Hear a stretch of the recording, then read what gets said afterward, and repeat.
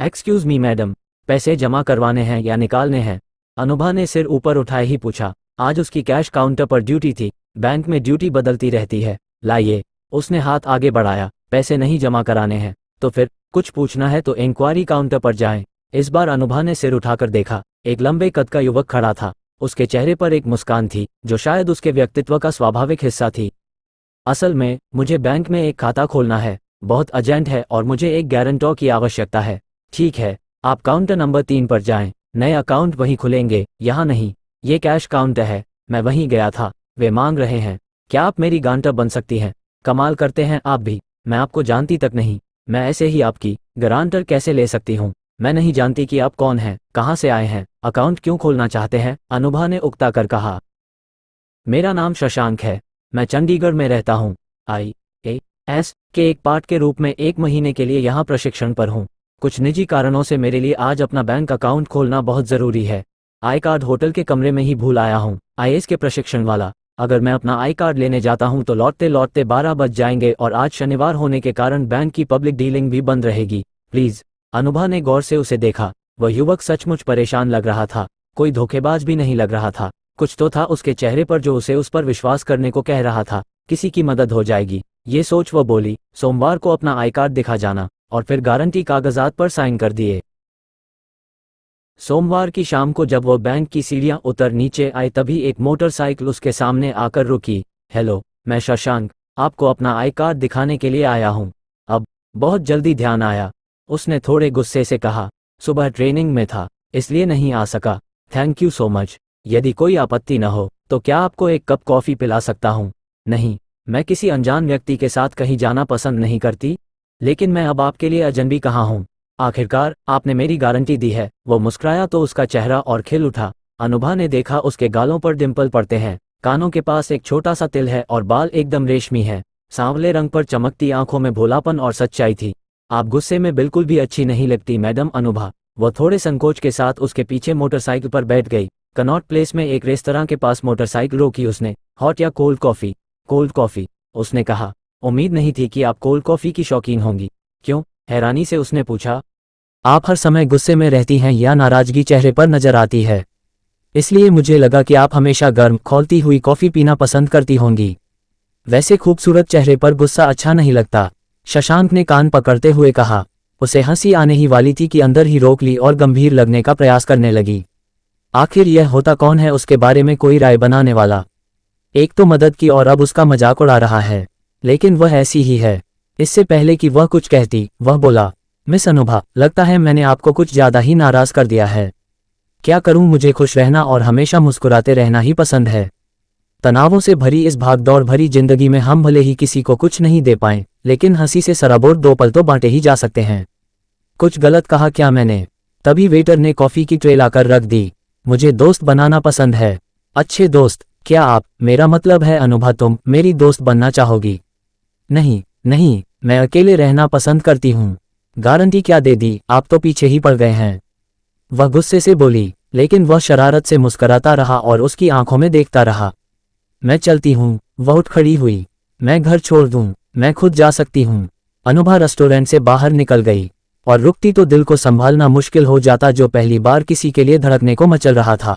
उस दिन शुक्रवार था। लंच के बाद जब वह कुर्सी पर सिर टिका आंखें बंद कर थोड़ा ब्रेक ले रही थी तो शशांक का ख्याल अचानक मन के आंगन की दीवार पर किसी पक्षी की तरह फुदकने लगा। बहुत ही अलग किस्म का है, बातें भी दिलचस्प हैं। उसके जैसी कम बोलने वाली और जल्दी किसी से न घुलने मिलने वाली के चेहरे पर भी उससे बात करते हुए मुस्कान आ गई थी। हालांकि उसके बहुत सफाई से छिपाने के बावजूद उसने देख लिया था। एक ख्याल फिर आया, क्या वह किसी दिन फिर बैंक आएगा? वह उसका इंतजार क्यों कर रही है? अनुभा ने ध्यान काम पर लगा दिया। सोमवार को वह रोजाना की तरह काम में तल्लीन थी कि एक आवाज ने उसे चौंका दिया। मेरे ख्याल से कभी कभी इंसान को काम से छुट्टी भी ले लेनी चाहिए। अनुभा ने सिर उठाकर देखा। शशांक अपनी परिचित शरारती मुस्कान के साथ उसके काउंटर के सामने खड़ा था। उसने घड़ी की ओर देखा। 5:30 बज रहे थे। बैंक का आधा हिस्सा खाली था और बाकी लोग निकलने की तैयारी कर रहे थे। नीचे पार्किंग के पास मिलती हूँ। उसके जाने के बाद वह सोचने लगी, ओह, वह अवश्य सोच रहा होगा कि मैं उसका इंतजार कर रही थी। कोल्ड कॉफ़ी पीने चलें? उसने पूछा। वह बिना एक भी शब्द बोले मोटरसाइकिल की पिछली सीट पर बैठ गई। कॉफ़ी पीते हुए उसने पूछा, क्या तुम अपने बारे में कुछ बताना चाहोगी? आपकी गांड हूँ, और क्या जानना है? अनुभा ने कुछ नहीं बताया, लेकिन शशांक एक के बाद एक किस्से सुनाता रहा, अपने बारे में, अपने माता पिता, अपनी नौकरी और हर उस चीज़ के बारे में बताता रहा जो उसे पसंद है या नहीं। मैं इस शनिवार को मसूरी जा रहा हूँ। 3 महीने तक मेरी ट्रेनिंग का एक पार्ट वहीं होगा। साल के अंत में 15 दिनों के लिए यहाँ आऊँगा, फिर वापस घर चला जाऊँगा। वह कुछ बोली नहीं, लेकिन लगा भीतर कुछ चटका है। उसने शशांक की आंखों में देखा।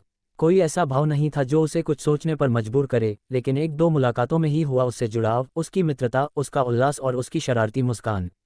जलते हुए रेगिस्तान पर पानी की नन्ही बूंद की तरह सुखद और शांत करने वाली लगती है। शशांक मसूरी चला गया और वह एक बार फिर अपने काम में डूब गई। इस शहर में वह अकेली रहती थी। दिसंबर शुरू हो गया था। एक दिन वह अचानक फिर प्रकट हो गया। उस दिन वह काउंटर पर नहीं, खुले केबिन में बैठी थी। हेलो, तुम कब आए? अनुभा ने चौंकते हुए पूछा। उसके गाल आरक्त हो गए थे उसे देखकर। दरअसल मैं इंतजार ही कर रही थी, उसके मुंह से निकला। सच में? उसके होंठों पर वही खास मुस्कान थी। अभी पहुंचा हूं, सीधे रेलवे स्टेशन से ही आ रहा हूं। कल तो छुट्टी है, कहीं चलोगी? अनुभा ने सहमति में सिर हिलाया। तुमने अब तक शादी क्यों नहीं की? मॉल में घूमते हुए शशांक ने उससे पूछा। पता नहीं, तुमने कभी किसी से प्यार किया है? शशांक उसे कुरेद रहा था। नहीं, मुझे ऐसा मौका कभी नहीं मिला, उसने रूखेपन से कहा। मौका मिला नहीं, या तुमने किसी को कोई मौका नहीं दिया? जो भी सोचना चाहो। ठीक है, अगर तुम नहीं बताना चाहती तो रहने दो। बोटिंग करने चल सकते हैं क्या? शशांक ने पूछा। वे झील के पास पहुंचे।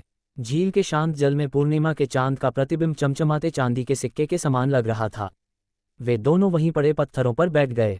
सभी पत्थर ऐसे चमक रहे थे मानो हाल ही में दूधिया चांदनी में डुबकी लगाई हो। क्या तुमने कभी चांद को ध्यान से देखा है? नहीं, उसकी नज़र ऊपर चंद्रमा की ओर उठी। मेरे पास इन चीज़ों के लिए कभी समय नहीं था। तो फिर समय निकालो अनुभा। जिंदगी में खुशियों के लिए ये चीज़ें जरूरी हैं। स्वयं को कल्पनाओं में बह जाने दो कभी कभी, तुम्हें अच्छा महसूस होगा। खैर, ध्यान से देखकर बताओ चंद्रमा कैसा है? चांद को बहुत ध्यान से देखती हुए वह बोली, ऐसा लग रहा है जैसे किसी ने आकाश में एक गोला बना दिया है। सच कहूं तो तुम बहुत बोर हो।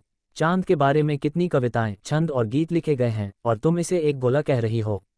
मैं उसके आकार की बात नहीं कर रहा। अचानक शशांक ने उसका हाथ अपने हाथों में ले लिया। तुम मुझे चांद जैसी लगती हो। वह सिहर उठी। किसी पुरुष ने पहली बार छुआ था उसे। इससे पहले कि वह विरोध करती, शशांक ने उसकी आंखों में झांका। उसके भीतर नर्म एहसास हिचकोले खाने लगे। शशांक की आंखें फिर चांद पर टिक गई थीं। जानती हो अनुभा, मुझे चांद क्यों पसंद है? क्योंकि वो मुझे ट्रैंक्विलाइजर की तरह लगता है। उसे देख एक सुकून भर जाता है जिंदगी में और लगता है जैसे हम अकेले नहीं हैं।